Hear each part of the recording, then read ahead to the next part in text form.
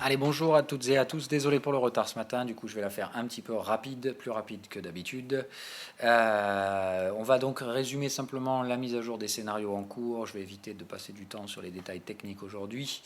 Pas mal de choses qui ont bougé quand même, donc je pourrais pas non plus faire une émission en 10 minutes parce qu'il y a énormément de choses à dire en ce moment, toujours pareil, la même merde, hein. Wall Street qui fait n'importe quoi et qui veut imposer au reste du monde ses mouvements haussiers envers et contre tout, et pour ça, eh bien, évidemment, il faut créer toujours plus de distorsions sur tous les actifs corrélés aux actions et aux risques. On va évidemment reparler de cette thématique qui est toujours en train de fond depuis des semaines. Wall Street fait tout donc pour imposer sa vision au monde, entre guillemets, tout va bien, c'est nous les plus forts, venez mettre votre argent chez nous, c'est ça que vend l'économie américaine, enfin c'est ce que vend Trump et c'est ce que vend vendent les Golden Boys à Wall Street. Seulement, moi j'en discute avec tous les traders, on est tous d'accord pour dire que c'est de la merde cette histoire-là et que ça ne produira pas de bulle.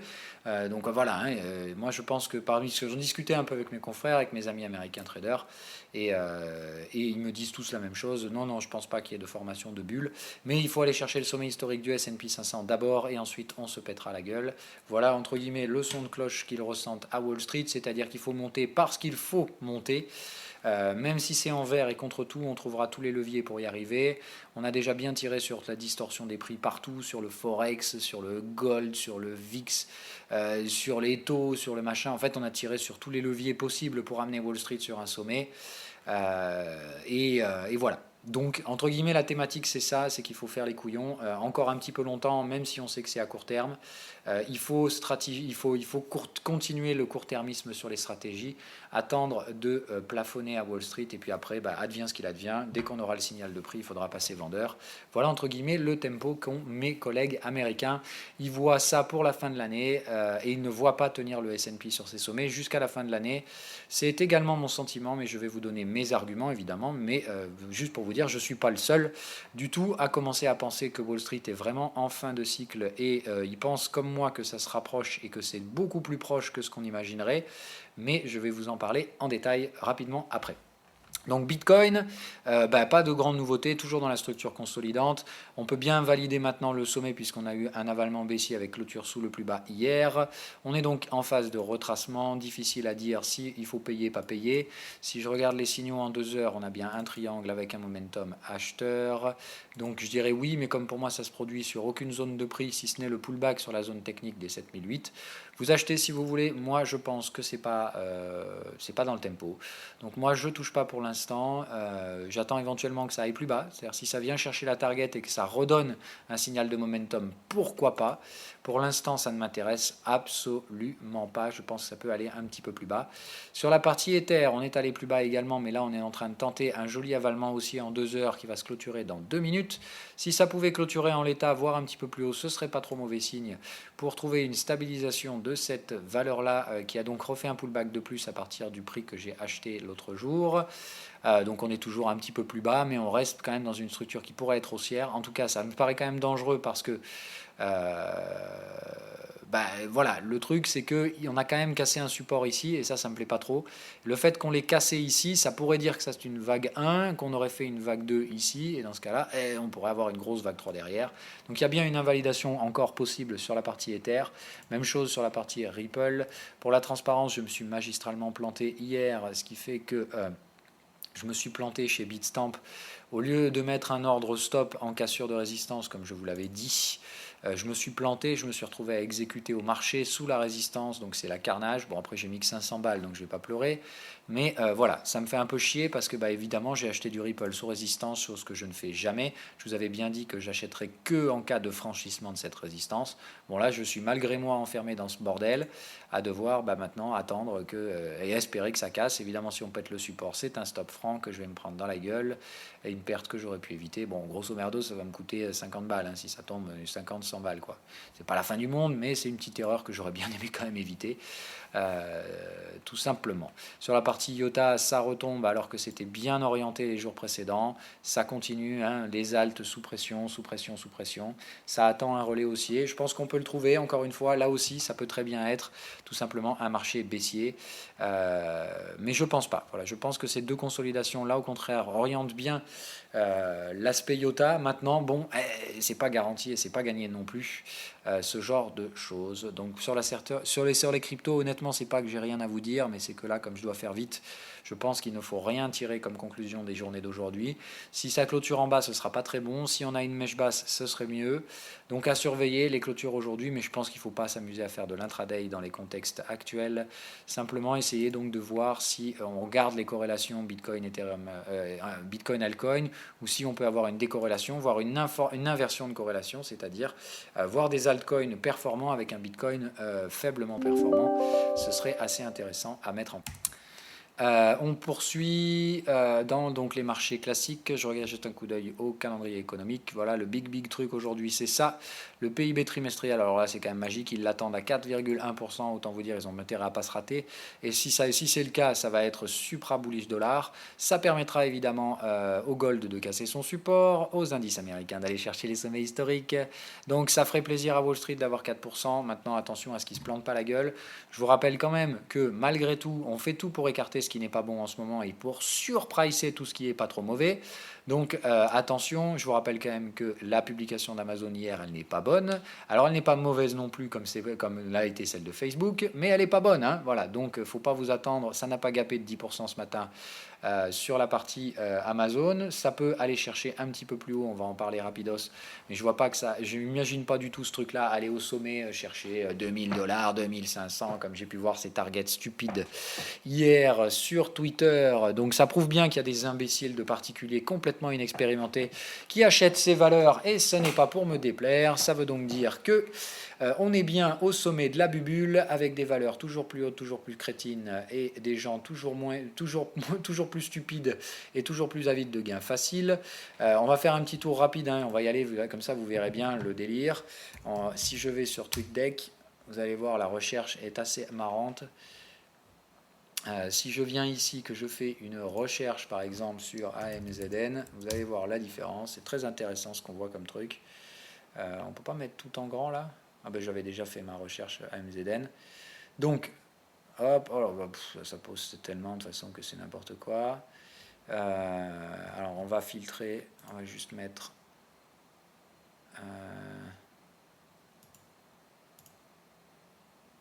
engagement. Voilà.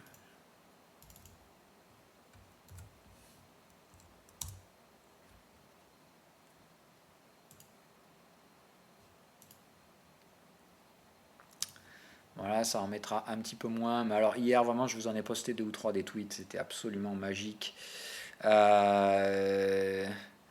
Voilà, strong fall sales. Bon, maintenant, elles sont pas strong. Hein, elles sont juste en ligne avec ce qu'on attend. C'est-à-dire qu'elles sont toujours en baisse par rapport au Q4 2017. Donc, c'est pas boule du tout. Ça montre juste une chose, c'est qu'on a bien trouvé le plafond de verre.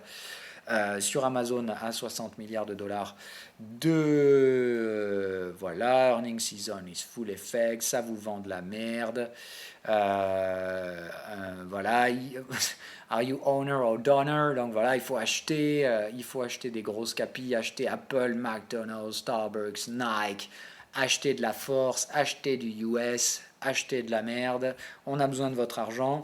Donc voilà, vous avez bien compris, hein, de toute façon vous faites un petit panel, il faut tout ajouter, tout acheter, voilà, amazing, let's keep it going. Hier ça me faisait marrer, hein, c'était des gens qui ne comprenaient rien du tout au marché. Tout est haussier, on va chercher 2000, 2500, Jeff Bezos est un dieu, les résultats sont là, il faut continuer à acheter, voilà. Donc, c'est tout est boule, voilà, $2000 soon, regardez ça, hein, c'est absolument magique quand vous avez ça. À chaque fois, c'est toujours le signe que la bubule, elle est pas loin d'éclater. Donc moi, ça me plaît, effectivement, c'est très très bien. Ça me va que les gens visent du 2000, 2500, toujours plus haut, toujours plus fort, de l'extase, vous voyez, des trucs comme ça like, ça machin. C'est bien, ça montre qu'il y a de l'émotion dans ce marché et c'est tout à fait ce que je veux voir. Donc, continuons dans la connerie sur Amazon. Voilà les résultats d'Amazon. Hein. Si vous vous euphorisez avec un truc pareil, vous êtes fort. Mais pour moi, ça montre surtout qu'on n'arrive pas à retrouver ce qu'on a fait au Q4 2017. Ça veut donc dire que les jours sont comptés pour Amazon tant qu'on ne va pas dépasser ce niveau. C'est obligatoire, il va falloir dépasser ce niveau en profitabilité, sinon c'est notre plafond de verre. Et ça veut donc dire qu'à Q4 2017, ça passera vendeur tout simplement, parce qu'on analyse toujours le quarter par rapport au quarter de l'année précédente. Ce qui veut dire que là, on compare ce quarter par rapport à celui-là. On avait fait 37 000, aujourd'hui on fait 52 000. Donc en termes de profit, ça fait qu'on a augmenté de 45%, 49% de hausse par rapport au Q1, au Q2 2017, alors que la valeur a doublé, c'est-à-dire qu'on a fait 49% de profit en plus, mais on a fait 100% de gain sur l'action, donc on ne price pas du tout les bénéfices, on price le rêve associé aux bénéfices, c'est-à-dire qu'on price l'augmentation des profits perpétuels, alors que vous voyez que ce n'est plus du tout le cas. Donc je vous dis, quoi qu'il arrive, les jours sont comptés pour Amazon, parce qu'à moins que le prochain trimestre fasse mieux que les 60 milliards de dollars des Q1 2010, du Q4 2017, eh bien on va se rendre compte que les profits sont en réduction, en contraction, enfin pas en contraction, c'est-à-dire que on sera moins profitable que le Q1, enfin que le Q4 2017 quand on sera au Q4 2018, et dans tous les cas, ça catalysera des profit warnings à ce moment-là. Donc dans tous les cas, vous savez qu'aujourd'hui, à horizon 6 mois maxi, il y a du profit warning sur Amazon dans un actif qui est en bulle, donc je pense que ça explosera avant, et je pense qu'il faudra surveiller donc le prochain trimestre d'Amazon. Je ne vois en fait qu'une seule option pour qu'Amazon ne se pète pas la gueule au courant du prochain trimestre, c'est s'ils lancent leur programme de rachat d'actions.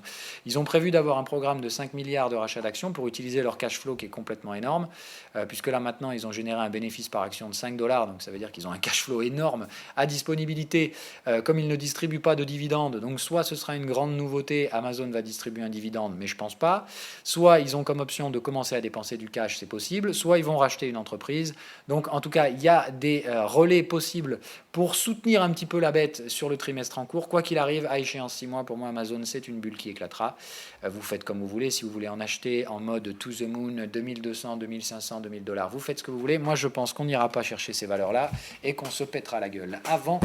Et je vous donne donc une échéance 3 mois, éventuellement 6 mois, s'il y a mise en place d'un programme de rachat d'actifs, par exemple, pour faire gagner un petit peu de temps. Et surtout, si la cote US ne s'effondre pas entre-temps, hein, c'est bien beaucoup de facteurs de risque qui sont empilés à Wall Street. On va en revenir et terminer là-dessus aujourd'hui pour cette émission. On va essayer d'aller rapidement. De toute façon, ça ne sert à rien d'analyser le Forex, puisque le Forex ne dépend que des volontés de Wall Street.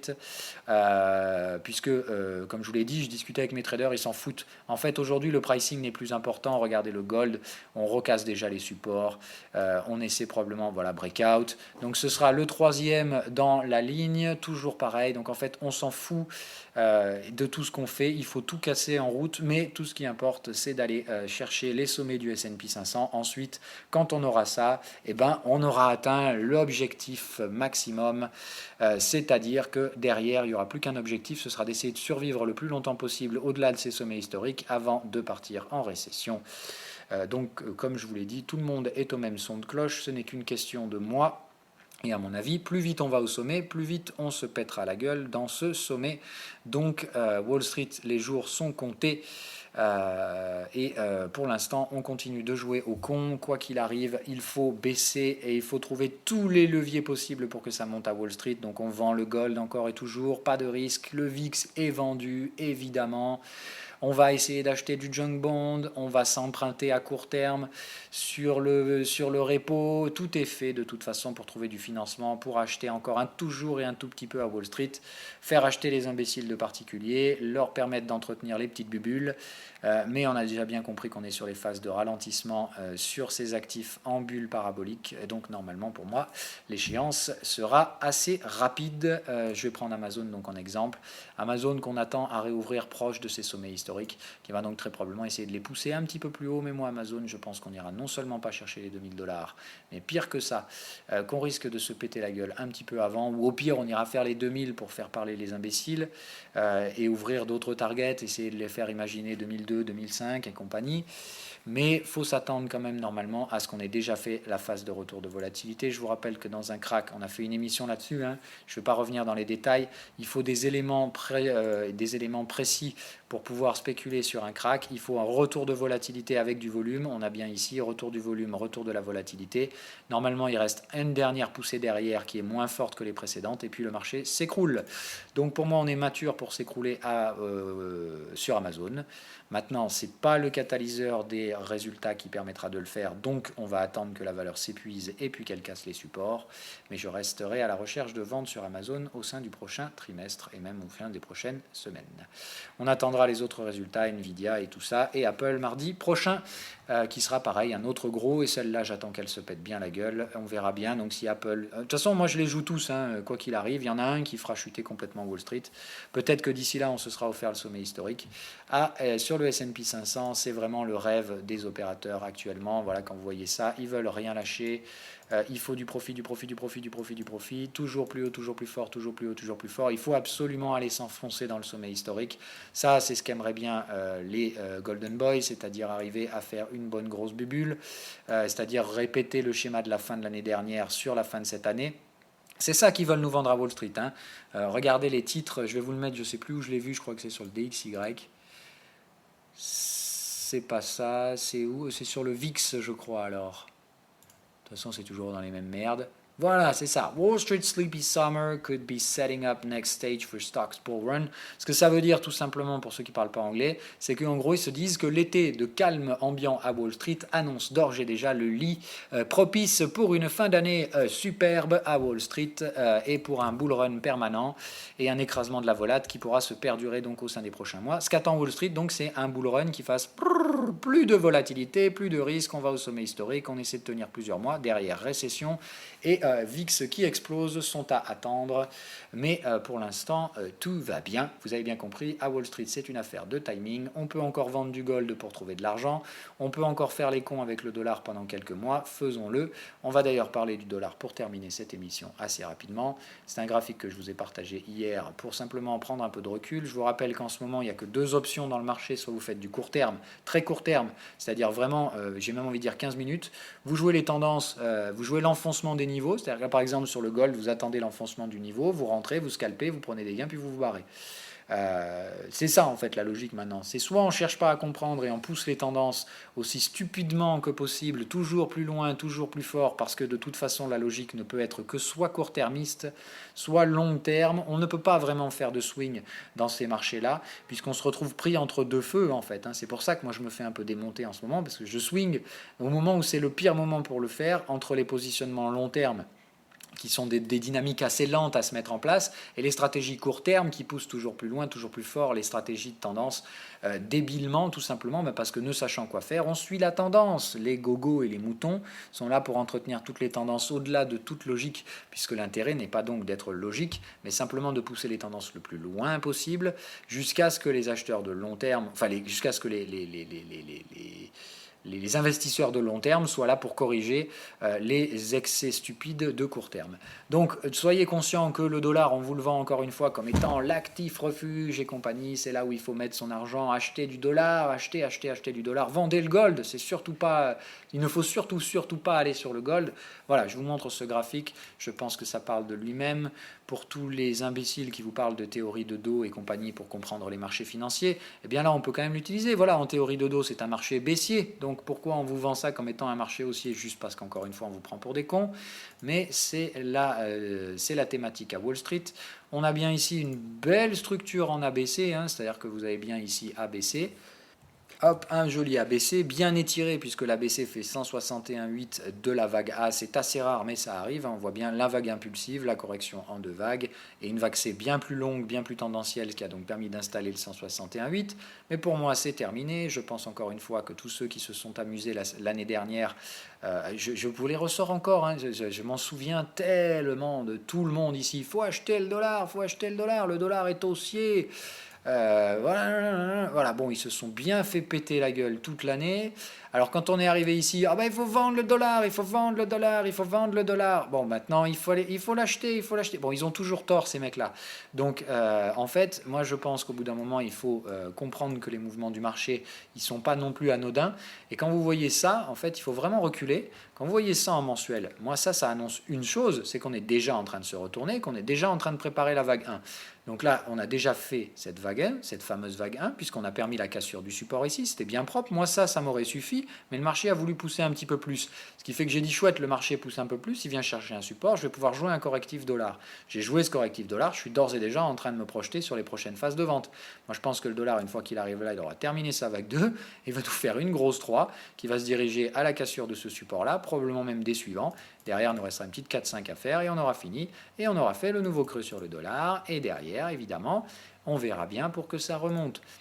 Mais on est pour moi dans le même contexte que 2000-2001, c'est-à-dire que tous les imbéciles vous vendent que le dollar c'est le refuge, que c'est là où il faut mettre vos capitaux, et on vous en fume juste bien la gueule. C'est-à-dire qu'effectivement on achète des actions américaines à plus en pouvoir, l'Amérique est la plus forte et la plus forte. Regardez ce qui se passe derrière. Quand on part en récession, tout s'effondre, tous les rêves de pognon en dollars se cassent la gueule. Et voilà, la même chose à l'époque, c'était ça. Regardez, avant de préparer la récession en 87, bam, le dollar s'était pété la gueule. En 2001, même chose, la récession, le dollar se pète la gueule. Et là, c'est ce qui nous attend. Pour moi, on est déjà en train de préparer les signaux de la prochaine récession. Le marché l'a bien compris encore une fois, mais seuls ceux qui savent vous regarder le savent. Évidemment, si vous regardez Wall Street et que vous regardez le Dow Jones ou le S&P 500 ou le Nasdaq, il ne faut pas vendre, c'est haussier, les creux et les sommets sont ascendants. Bon, voilà, vous vous faites enfumer la gueule, encore une fois. On vous vend de la merde hors de prix. Enfin, c'est pas de la merde, mais ça ne vaut pas du tout ce prix-là.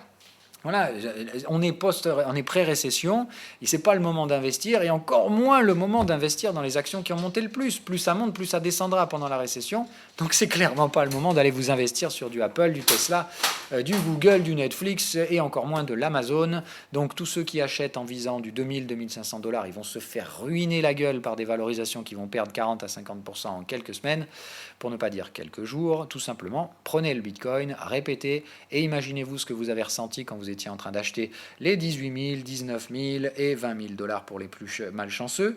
C'est exactement la même chose que vont vivre nos acheteurs d'Amazon actuellement qui s'extasient sur Twitter et dont je prendrai l'argent comme je l'ai fait avec vous quand vous achetiez le Bitcoin. Donc c'est la même chose, quoi qu'il arrive, le pognon viendra chez les professionnels. Quand on a des amateurs qui tradent n'importe comment, c'est comme ça, mécaniquement, le pognon, il va toujours chez les mêmes, c'est-à-dire chez moi et les autres professionnels.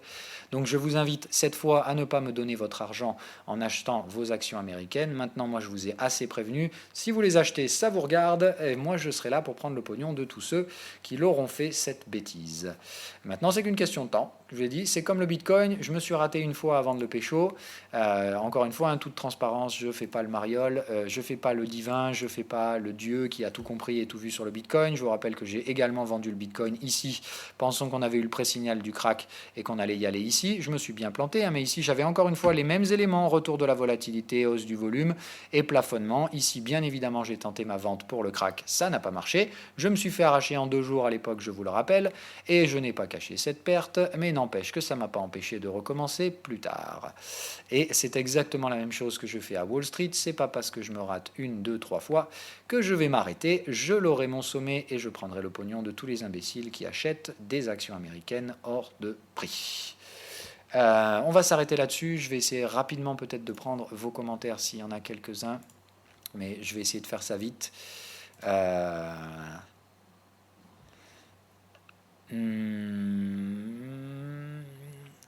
Alors celle-là, on va la faire rapidement. Effectivement, alors les junk bonds, c'est très intéressant parce que donc ce qu'on regarde en général, c'est alors on regarde pas le GNK. C'est-à-dire moi ce que je le regarde parce que j'ai que ça. Normalement, ce que les investisseurs institutionnels regardent, c'est-à-dire ce qu'ils regardent dans les salles de marché, c'est le différentiel qu'on a entre les taux de junk, c'est-à-dire le rendement produit par un junk bond, le rendement moyen, comparé au rendement moyen des entreprises bien classées, c'est-à-dire par exemple la dette corporate de Apple et des entreprises qui en empruntent à très bas prix sur les marchés parce qu'on les considère comme étant solides. Et on regarde en fait le spread entre les deux. Combien rémunère une entreprise, l'obligation d'une entreprise qui génère des profits, et combien coûte l'obligation d'une entreprise pourrie qui génère pas de profit, qui a un cash flow négatif et compagnie. En gros, si vous faites la parallèle dans la vie réelle, combien on va donner de taux entre une famille double CDI, enfant, déjà propriétaire immobilier, et d'un autre côté, le chômeur longue durée, sans enfant, qui va essayer d'emprunter. Voilà. Quel va être le différentiel de taux qu'on donnera entre un triple A et un junk bond tout pourri, et c'est ça qu'on regarde. Et évidemment, plus ce taux est faible, plus le spread de taux est faible, c'est-à-dire qu'en gros, la différence entre ces deux taux est faible, plus en général, on sait que le marché a un appétit pour le risque complètement exacerbé. Et on est actuellement dans ce cas-là, c'est-à-dire qu'aujourd'hui, les junk bonds, le différentiel entre un junk bond corporate et un bond corporate de AAA, c'est à peu près 1,5-1,7%. C'est-à-dire qu'aujourd'hui, vous êtes rémunéré 1,7% de plus pour acheter de la grosse merde. C'est-à-dire qu'on est bien dans le contexte, donc on est au summum de la bulle de crédit, c'est-à-dire qu'on a besoin de tellement de crédit qu'il faut en donner à tout le monde, même aux entreprises toutes pourries, pour maintenir la bulle de crédit. C'est bien ce que j'appelle, moi, les desperate moves, c'est-à-dire les derniers mouvements qui précèdent l'éclatement de la bulle de crédit. Donc c'est ça que je surveille, c'est ça que surveillent les investisseurs institutionnels dans la partie junk bond. Moi, je surveille effectivement le fait qu'au bout d'un moment, en fait, le sell-off qu'on pourra avoir sur les junk bonds, il faut vous attendre à un truc comme ça, hein, le prochain sell-off qu'on aura sur les junk bonds, c'est celui qui fera, je pense, éclater la bulle de crédit. Maintenant, je spécule sur le fait qu'il va arriver dans pas longtemps. Je peux très bien me planter. Hein, voilà. Pour l'instant, ils me donnent tort à Wall Street. Ils font tout pour me donner tort et ils vont tout faire pour essayer d'arracher cette résistance. Hein. Ça, c'est ce qu'ils voudraient pour rassurer les investisseurs, faire en sorte que le cash sorte pas trop des actions. Parce que je vous rappelle que l'objectif, c'est que les gens ne demandent pas le pognon pour l'instant. Les investisseurs professionnels, on sait tous que ça va merder dans pas longtemps, mais il faut que les gens qui ont leur pognon dans les marchés ne le voient pas venir. C'est important. Hein. Et pire que ça, il faut faire acheter les gogos pour pouvoir distiller les ventes que nous, on veut faire. Parce qu'on a quand même déjà des clients qui demandent à vendre à Wall Street. Hein. Et les gens qui sont pas trop cons, qui ont déjà connu des récessions, ils savent que c'est le moment de prendre le cash et eux, ils demandent l'argent. Donc pour que ça se voit pas pour les autres, pour le commun des mortels, il faut qu'il y ait toujours des acheteurs. Donc on vend la volatilité, on fait tout pour calmer le marché et pour que ça se voit pas, parce que quand ça se voit, je vous rappelle la pattern qui vient immédiatement ensuite, les imbéciles vont appeler leur courtier et dire je veux mon argent, et puis il n'y en aura pas pour tout le monde, et forcément c'est à ce moment-là que les récessions éclatent, tout simplement parce que les bulles de crédit explose. On a créé tellement d'argent fictif pendant ces phases de cycle haussier que ceux qui n'ont pas pu récupérer leur argent au sommet veulent l'argent, et puis comme je vous dis, on se rend compte qu'il n'y en a pas assez pour tout le monde, les valorisations s'écroulent, et puis derrière c'est panique à bord, et puis sell-off, et puis vous avez compris le principe. Voilà.